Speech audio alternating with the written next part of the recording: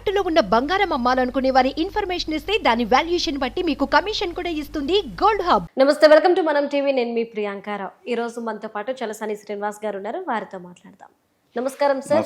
నమస్కారం సార్, ఆలు లేదు సూలు లేదు, అల్లుడి పేరు సోమలింగం అన్నట్టు ఇంకా ఎలక్షన్ ఫలితాలు ఇంకా రానే లేదు, ఎవరు గెలిచారో ఇంకా తెలియనే లేదు. కానీ ఈ పాటిగా వైఎస్ఆర్సీపీ వైజాగ్లో అన్ని హోటల్స్ని బుక్ చేసేసుకుంది. అండ్ ప్రమాణ స్వీకారానికి కూడా ముహూర్తం కూడా ఖరారు చేసుకున్నట్టు తెలుస్తుంది. జూన్ 9వ తారీఖున 9:38 వైజాగ్లో ప్రమాణ స్వీకారం చేయబోతున్నామంటూ కూడా ఒక పోస్టర్ని రిలీజ్ చేసింది వైఎస్ఆర్సీపీ. అసలు ఏంటి ఇదంతా? నిజంగానే ఇప్పుడు వైఎస్ఆర్సీపీ గెలవబోతుందా? దీన్ని అంతా ఎలా చూడాలి? ఒకటండి, అన్నిటికన్నా ఈ అబద్ధం బయట తిరిగి వచ్చేస్తుంది. ఏది నిజం కనుక కాళ్ళలో అడుగు పెట్టేటప్పటికి. ఓకే అండి, ఇవాళ మీరు కనుక తీసుకుంటే రూమ్స్ అన్నారు కదా, ఇవాళ కుప్పలుగా రూమ్స్ వాటిలో వర్షం అయితే 14 ఇంత డిస్కౌంట్కి చూసుకుంటే ఇదిగోండి చూడొచ్చు. ఇక్కడ శుభ్రంగా మరి ఇవన్నీ కూడా బ్రహ్మాండమైన డిస్కౌంట్కి అవైలబిలిటీ ఉన్నాయి. అందువల్ల ఏదో 20 రూములు 50 రూములు 100 రూములు, అది ఇంకో మహా అయితే 100 రూములు హైప్ కోసం. ఇప్పుడు ఎంత రిఫ్లెక్ట్ కావాలి కదా, ఒక ఏదో రాడిసన్లో కొంతమంది వచ్చి ఉండొచ్చు, కానీ మిగతా హోటల్లో దశపల్లా కానీ మిగతా నెంబర్ ఆఫ్ హోటల్స్ కూడా కనుక్కుంటే ఏం భారీ బుకింగే లేదన్నారు. ఇదంతా ప్రచారం అనుకుంటాను. ఇదంతా ఒక విధంగా మైండ్ గేమ్ కూడా అయి ఉండొచ్చు. కొంతమంది ఖచ్చితంగా జగన్మోహన్ రెడ్డి గారి వరకు తాను నమ్మి ఉండొచ్చు, మిగతాది మైండ్ గేమ్ ఉండొచ్చు. కొంతమంది బుక్ చేసుకున్న మాట వాస్తవం ఉండొచ్చు. అందువల్ల బహుశా ఇంతకుముందు ఎప్పుడు ఇలా జరగలేదు. అది మైండ్ గేమ్ అయి ఉంటుంది. అభిప్రాయం నెగటం ఓడిపోవటం వాళ్ళ ఇష్టం, కానీ టైము డేటు పెట్టుకుంటాం మనుషుల్లో కాన్ఫిడెన్స్ నింపే దయ ఉంటుంది. అంటే అసలు అంటే జగన్మోహన్ రెడ్డికి నేను మళ్ళీ అధికారాన్ని చేపట్టబోతున్నాను అంత కాన్ఫిడెంట్ రావడానికి గల కారణాలు ఏమనుకోవచ్చు? అంటే ఆయన మనకి ఐపాక్ టీంతో మాట్లాడినప్పుడు కావచ్చు, కొన్ని సందర్భాల్లో కూడా మళ్ళీ లాస్ట్ టైం కంటే ఈసారి ఎక్కువ రిజల్ట్తో మేము అధికారాన్ని చేపట్టబోతున్నాము అంటున్నారు. దానికి 2-3 కారణాలు మనం విశ్లేషణ చేసుకోవాలి. దానికి ప్రత్యేకంగా మనం విజ్ఞాన శాస్త్రవేత్తలు ఉంటారు. సరే, దాన్ని నేను నిలపోయినా సరే, మేము అంగన్వాడీ వర్కర్స్ దాంట్లో నేను కానీ జేడి లక్ష్మణ్ గారు కానీ భరద్వాజ్ గారు కానీ వర్కర్స్ తరఫున మాట్లాడతా రాష్ట్ర ప్రభుత్వంతో మేము డిఫరెంట్ మంత్రి గారు, గౌరవ మంత్రి గారుతో పాటు చీఫ్ సెక్రటరీ గారితో కూడా లక్ష్మణ్ గారు మాట్లాడటం జరిగింది. జవహర్ రెడ్డి గారితో కూడా అడహగ్గా కనీసం 1000 రూపాయలు అన్నా సరే అంగన్వాడీ వర్కర్స్కి హెల్పర్స్కి ఇవ్వాలని చెప్పి మేము కోరాం. వాళ్ళ మీద డిస్మిస్సల్ ఆర్డర్ కూడా సర్వ్ చేసిన పద్ధతి మంచిది కాదని చెప్పి దుర్మార్గం ఉండేది. ఆ టైంలో 3500 ఇవ్వమంటే కాదు, 1000 రూపాయలు అయితే మా డిస్కషన్లో ఉంటుందని చెప్పిన గౌరవ చీఫ్ సెక్రటరీ గారు, ద మోస్ట్ పవర్ఫుల్ మంత్రి గారు జగన్మోహన్ రెడ్డి గారు వెళ్ళినప్పుడు ఆయన అన్నారంట, నేను అధికారంలో జూలైలోకి వస్తున్నాను కదా, మనం ఎక్కడికి వెళ్ళిపోతాం, జూలైలో ఇస్తాను, నేనే ఇచ్చేది కదా, జూలైలో ఇస్తాను, ఇప్పుడేమో ఎడాకి ఎందుకు ఇవ్వాలి, ఇప్పుడు నేనే వెళ్ళిపోవట్లేదు కదా గౌరవ, అంత కాంబినేషన్ ఉన్నాను అంటే ఆయన నమ్ముతున్నారండి. ఇంతకుముందు చంద్రబాబు నాయుడు గారికి 2019లో ఆయన ఏదైతే 120 సీట్లు వస్తాయని ఆయన 90% ఓడిపోతానని తెలుసు. ఆయన కాన్ఫిడెన్స్ నింపడానికి అన్నారు. ఆయనకి అండర్స్టాండింగ్ ఉంది. ఆయన ఎప్పుడైతే వంగి నమస్కారం పెట్టి తర్వాత పోలవరంలో ఎన్నికలు అయిపోయిందో చూసుకుని వచ్చారో అర్థమైపోయింది నాకు. కానీ జగన్మోహన్ రెడ్డి గారికి అది నమ్ముతున్నాడు ఆయన. ఇది మొన్న ఒక పెద్ద మనిషి సకల శాఖ మంత్రిగా పేరుగాంచిన ఆయన 15వ తారీఖున జగన్మోహన్ రెడ్డి గారి దగ్గరికి వెళ్ళి గ్రేప్ అయిన కమ్యూనికేషన్, నేను చూడలేదు, మీ జర్నలిస్టులా కిటికీ తొంగి చూసి రాసేయలేదు అనేది, వెళ్ళి ఇలా 112, 113 స్థానాలు మినిమం వస్తాయని ఇలా నివేదిక వచ్చినంటే, అదేంటి మనం పాస్ మార్కులతో పాస్ అవుతామా, ఇదంతా తప్పు, 136 స్థానాల పైన వస్తాయి మనకి లోపలికి వెళ్ళిపోయారు. ఆయన నమ్ముతున్నారు, విశ్వసిస్తున్నారు. అంటే ఈ నమ్మకం దేన్ని బేస్ చేసుకొని వచ్చింది అనుకోవాలంటే అనేది ఆయనకి ఇంతకుముందు చాలాసార్లు మాట్లాడాము. అంబికా దర్బార్ బత్తి అనేది చిన్నప్పటి నుంచి ఆయనకి పడదు, ఆ వాసన పడదో ఏం పడదో తెలియదు, కానీ ఈ మిడిల్ మెన్ అనేది ఆయన భావన.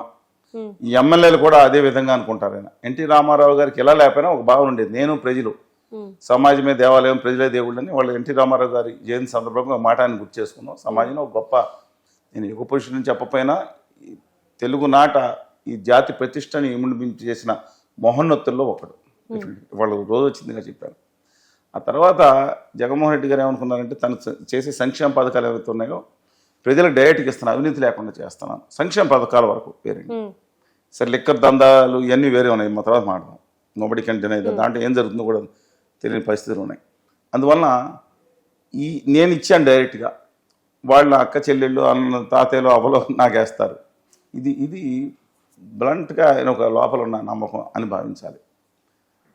ఆంధ్రప్రదేశ్ ప్రజలు కూడా ఒక హీరో వర్షిప్కి, ఒక సింపతికి, అలాగే తనకి ఇచ్చిన వాళ్ళు ఎవరైనా సాయం చేసిన తిరిగి రుణం ఏదైనా తిరిగి చేయాలనే కాన్సెప్ట్ ప్రతి ఒక్క మైండ్లో ఉందండి. అర్బనైర్స్లో అంటే అర్బన్లో ఉన్న వాళ్ళకి లేకపోయినా విలేజ్లో ఖచ్చితంగా మహిళలకు ఉంటుంది. మహిళలు కనుక ఇవాళకి 60% అబౌవ్ 70% మహిళలు అర్బన్ సెంటర్స్లో ఏం వేసినా 70-80% సీట్లు కూటమికి వచ్చేటట్టున్నాయి. కానీ గ్రామీణ ప్రాంతాల్లో మాత్రమే ఉందండి ఇష్యూ. అందులో 65-70% మహిళా ఓటర్లు కనుక జగన్మోహన్ రెడ్డి గారికి వేస్తే ఎన్మాసలో ఆయన తిరిగి రావడానికి ఇది అసాధ్యం అనిపిస్తుంది.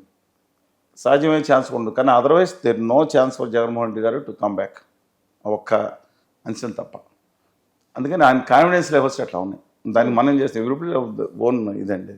అంటే సార్ ఇప్పుడు సుపరిపాలన అంటే కేవలం సంక్షేమ పథకాలు అందించేస్తే సరిపోతుందా? ఎందుకంటే ఈరోజు జగన్మోహన్ రెడ్డి గారు కావచ్చు, అంటే వైఎస్ఆర్సీపీ మొత్తం కూడా ఈ సంక్షేమ పథకాలను బేస్ చేసుకొని మేము గెలుస్తామని అనుకుంటున్నారు. అసలు నిజంగా సంక్షేమ పథకాలు అందిస్తే సరిపోతుందా ప్రజలకు? ఇంకేం అక్కర్లేదా? ఖచ్చితంగా సంక్షేమ పథకాలు అవసరము. వాటితో పాటు ఇంకేం ప్రజలకు అవసరము, ఖచ్చితంగా అవసరము.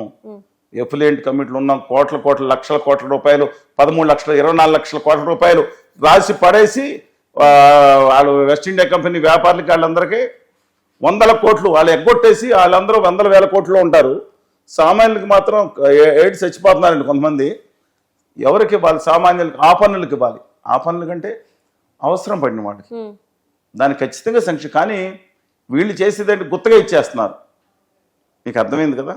నేను సంక్షేమ పథకాలు వెతికి కానీ సంక్షేమ పథకాలను ఓట్ క్యాచింగ్గా చేయడం మాత్రం తప్పు. మీరు అన్నారు. దాంతోపాటు అభివృద్ధి ఉండాలి.